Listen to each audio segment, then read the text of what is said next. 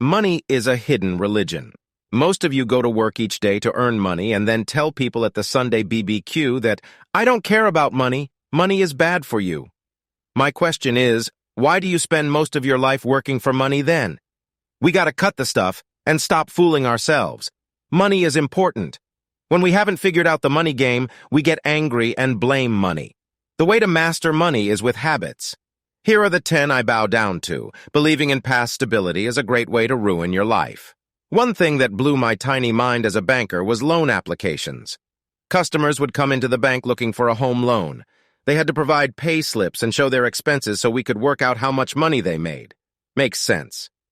What always struck me, though, is a home loan application is based on past stability. A salary can go from $70,000 to zero overnight.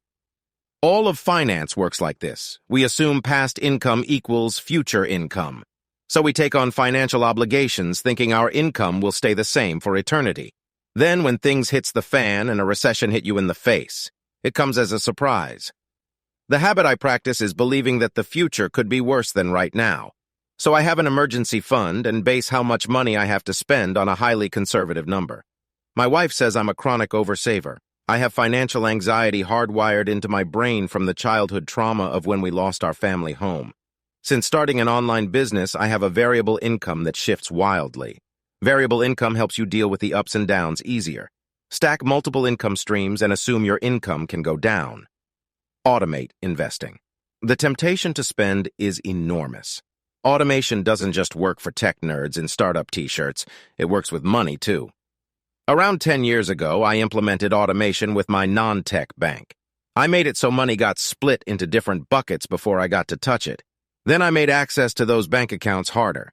It required multiple steps and the transaction limit was small, so withdrawing large amounts of money takes weeks. Nice. One of those big buckets is investing. I don't wait for a recession or for stocks to look good or Bloomberg to say it's safe. The safest time to invest is with the same amount of money every month. Dollar cost averaging.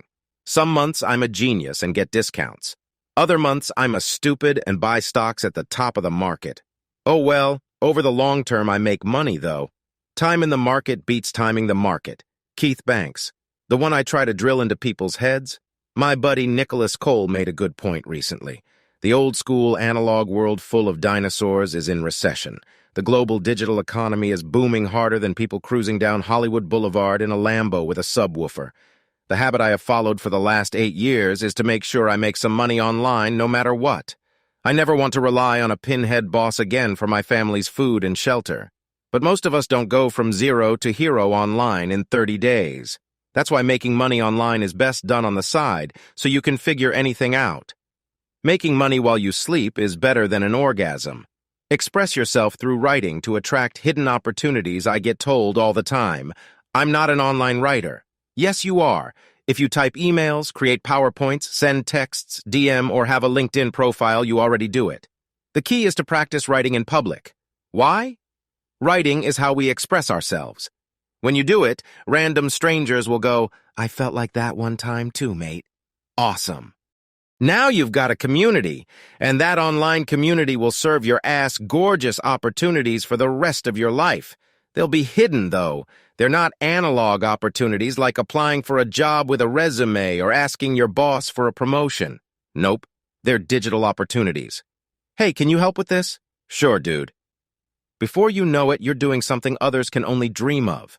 The best financial opportunities in the world start with writing online. Do it. Watch Web3 like a hawk. Dum-dums are sleeping on this one.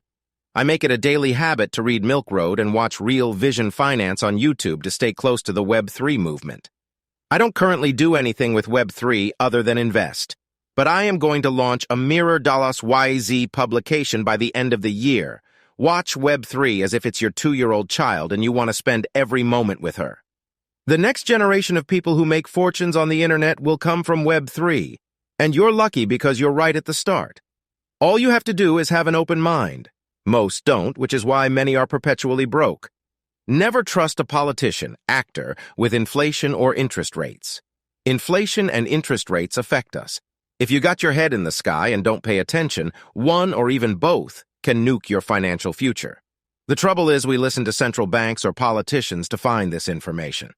The incentives both parties receive encourage them to blur the lines and even try to redefine economic definitions. Last year, inflation was temporary. This year, a recession isn't a recession. Habit. Learn about inflation and interest rates. Calculate inflation yourself or use multiple different sources. Use money to take unconventional risks. For most of my career, I took zero risks. I was super glued to a salary. It kept me just over broke. But I was always struggling. Couldn't even gift a mate a nice present on his birthday. Then I did something unconventional. Took risks. But I didn't do what the average person does and take one big risk, like buy an investment property, go to the casino, or quit my job with no backup plan. I followed the example of venture capitalists and took small bets. I used money to level up in many tiny ways. I took courses, I bought books, I paid advisors, I bought memberships to private communities. Most of the bets didn't work out. When this happens, the average person gets pissed off. I tried not to. I only wanted a few small bets to pay off, and they did. Taking zero bets and getting fed by the corporate breast nearly ruined me. But regular small bets accelerated my financial growth. Buy things that make money. Too many people buy dumb stuff and then wonder why they have to work like donkeys. The habit I practice is to buy things that make money. Stocks, education, software, coaching, etc. Spend money to make more money. Forget about what people think. The religion of money can piss off non-believers. Haters gonna hate. I spend zero time worrying about what people think of my money habits or how I earn a living.